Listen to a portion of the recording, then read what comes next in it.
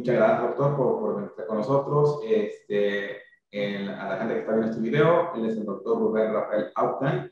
No sé si lo dije bien, doctor. Sí, perfecto.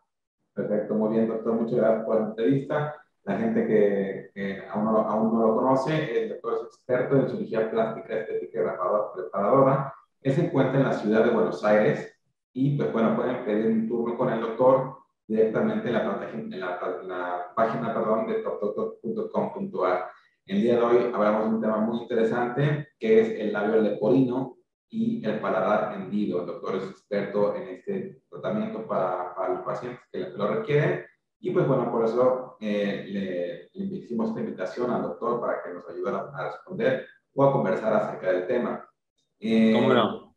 Muchas gracias, doctor. Muchas gracias por este espacio y por su tiempo. Doctor, ¿qué le parece si comenzamos con un tema de lo que es el labio leporino y el paladar hendido? Quizás mucha gente no conoce bien el tema o existen palabras que se utilizan generalmente en vez del término correcto o el término médico, doctor. El tema del labio leporino se ha dejado de usar digamos, en el vocabulario latino, porque se usa, suscribimos el americano que dice, habla de fisura labial, porque el labio leporino se asociaba, digamos, con el conejo, y entonces se considera hoy en día un poco discriminatorio. Y justamente lo que apunta la cirugía desde hace 10, 15 años y el tratamiento multidisciplinario de los fisurados, tanto de labio como de paladar, es que no quede ningún estigma. Obviamente, digamos, en una fisura de labio puede, digamos, verse una línea de una cicatriz, como puede llegar a verse la línea de una cicatriz de una herida, de un traumatismo, de un arañazo de un gato, pero no que constituya, cuando uno ve años después al paciente, que lo identifique de lejos, a más de 1 metro de distancia, como si fuera realmente un fisurado. Hoy en día en el cine inclusive vemos que algunos actores que han tenido éxito, no actrices, pero que han tenido una fisura labial reparada o por ahí no corregida porque una fisura mínima de labio. Entonces, cuando es mínima, a veces si al paciente o la familia al principio no le interesa, bueno, no se lo corrige. Pero hoy en día todas las técnicas que se han desarrollado en los últimos 15 a 20 años apuntan a que prácticamente no quede digamos, ninguna secuela, ningún estigma de fisurado, más allá de que pueda haber una cicatriz. Obviamente en el paladar no va a haber cicatriz, porque es algo interno que está dentro del paladar y la mucosa disimula todo. ¿Cuál es el secreto de una buena cirugía de paladar? Que pueda hablar bien, porque esa otra de las, digamos, de los fantasmas que rodean al fisurado del paladar es que justamente que hable gangoso, como solemos decir nosotros, o que hable mal, con una voz nasal, y que por eso se lo identifique también de lejos como que es un fisurado. Hoy en día, estando, digamos, en un centro adecuado y operado en los tiempos que corresponden, y ahí me gustaría remarcar que la consulta tiene que ser precoz, porque hoy en día inclusive se puede hacer durante el embarazo, ante cualquier sospecha, con ecografías tridimensionales ya se puede identificar después de los 3 meses el defecto, y se opera a los 3 meses de nacido el labio y al año de edad aproximadamente el paladar, y con esas cirugías debería quedar y acompañado obviamente de ortopedia maxilar, del odontólogo, del fonoaudiólogo en el caso del paladar, quedar resuelto el problema. Muy bien, doctor. O sea, y bueno, nos acaba de decir que este tipo de problemática se puede ver durante el embarazo. ¿Quiere decir que es una enfermedad que es congénita? O sea, que tiene que ver con alguna parte de la gestación de la mamá, ¿o por qué Es sucede?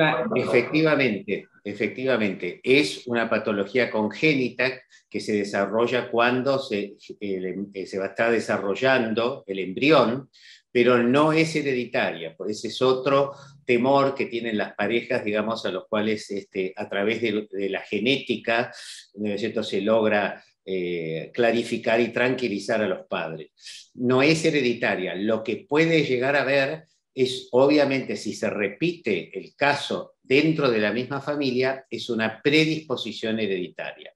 Cuando el genetista hace un cuadro, no hace falta análisis especiales, hace un cuadro del árbol genealógico y de las ocurrencias que pueden haberse dado en la familia, de alguna malformación, le puede decir qué probabilidad podría llegar a haber de repetirse en la descendencia. Pero no es hereditario, o sea, que haya tenido alguien un fisurado por primera vez en la familia no significa que puede tener otros hijos, no tenerlo. Es un caso cada 800 a 1000 nacimientos vivos que ocurre. Y contra la estadística no hay nada que hacerle.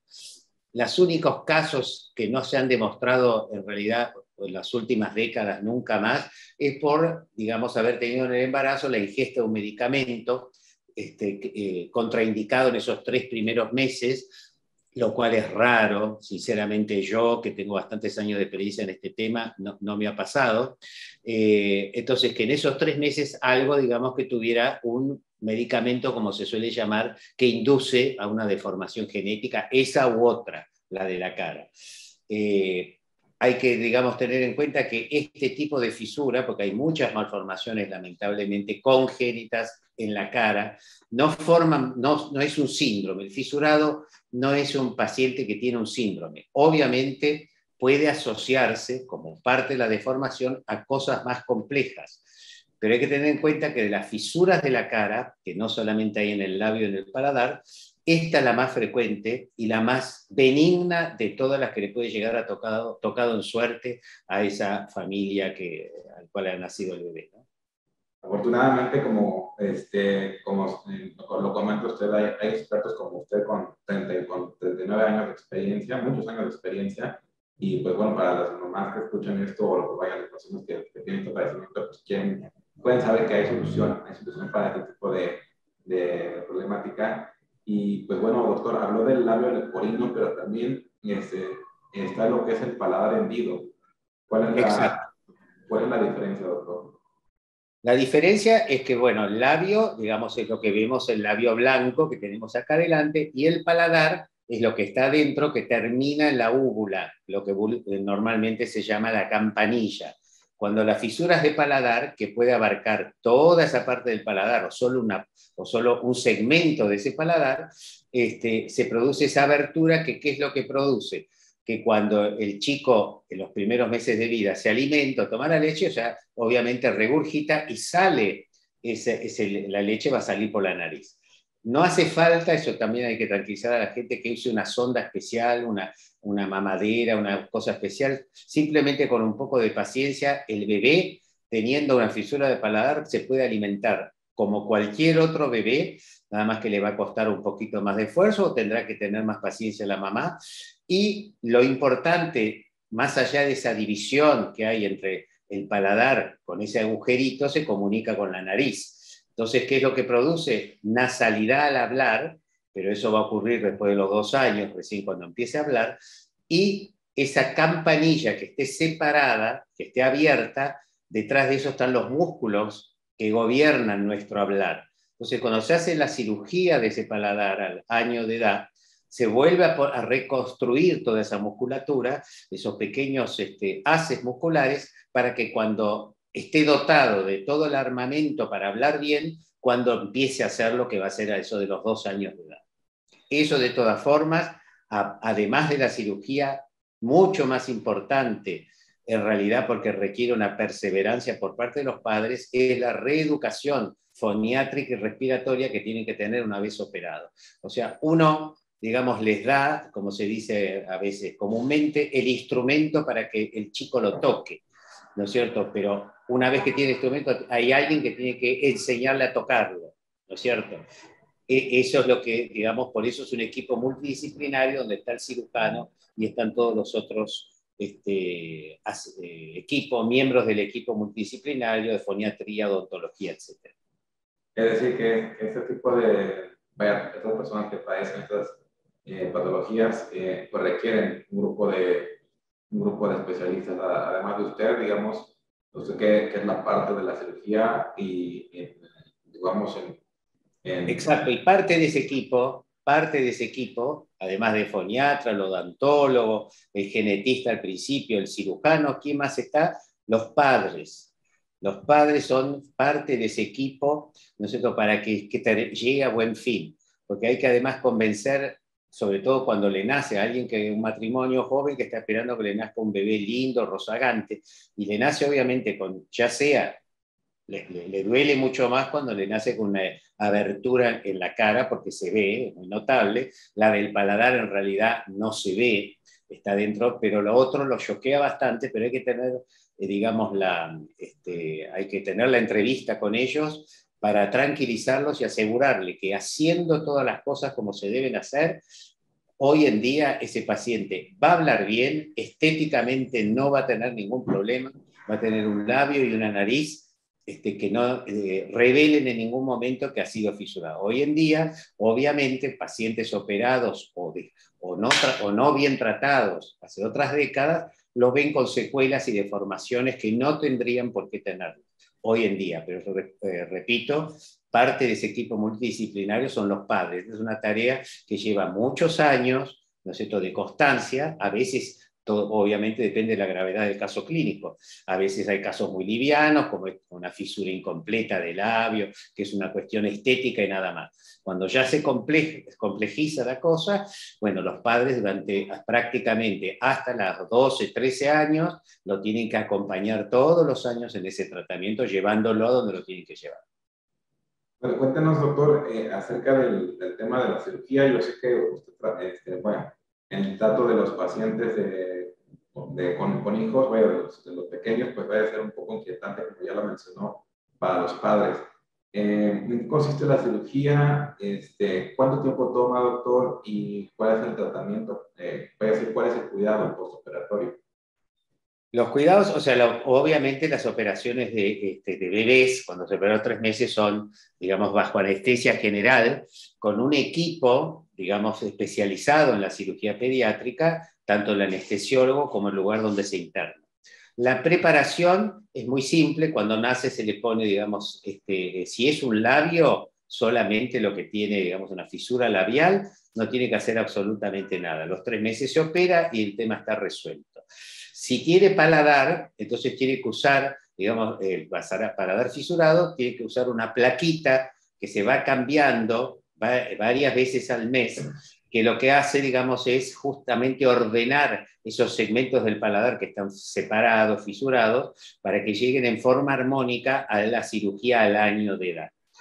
El día que se opera, el paciente puede quedarse internado esa noche o a las 2-3 horas que ya empieza a alimentarse. Esa es la ventaja de la anestesia que se hace especializada para un bebé, un chico. A las 2-3 horas ya empieza a alimentarse y bueno, ya se pueden ir a su casa.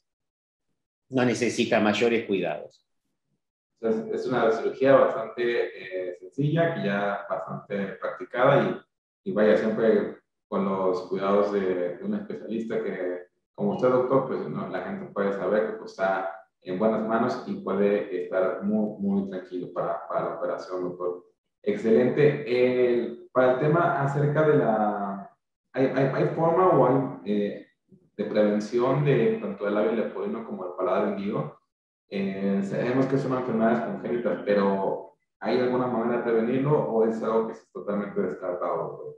No, está descartado, no hay forma de prevenirlo.